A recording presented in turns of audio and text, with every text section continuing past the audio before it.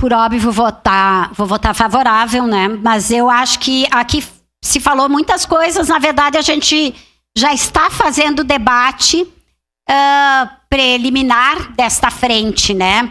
Eu quero dizer que eu também me choquei com a fala do vereador Fantinel.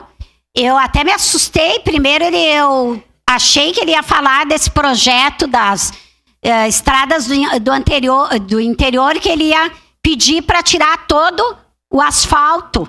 Me assustei, porque eu disse, bom, agora ele vai comprar uma briga com a sociedade inteira, porque ninguém defende isso, mas a gente sabe que o asfalto ele consegue ser pior para inundação do que as árvores. Então, eu acho que sim, vai ser importante, porque nós precisamos resgatar a ciência.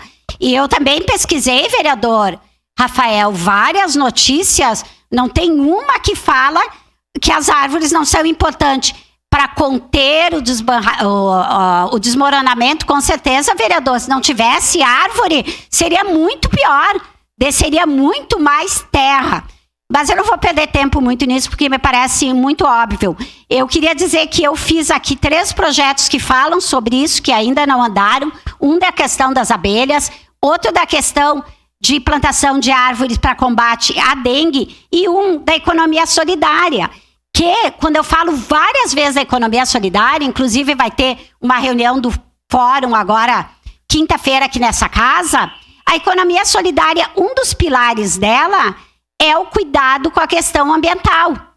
É fazer uma economia de forma que respeite o ambiente. E esse debate nós temos que fazer de modo geral. Eu concordo que tenha que ampliar verba para a defesa civil, mais uma série de coisas. Mas isso a gente está correndo já atrás do prejuízo, que é necessário reconstruir. Mas nós precisamos prevenir. Obrigada.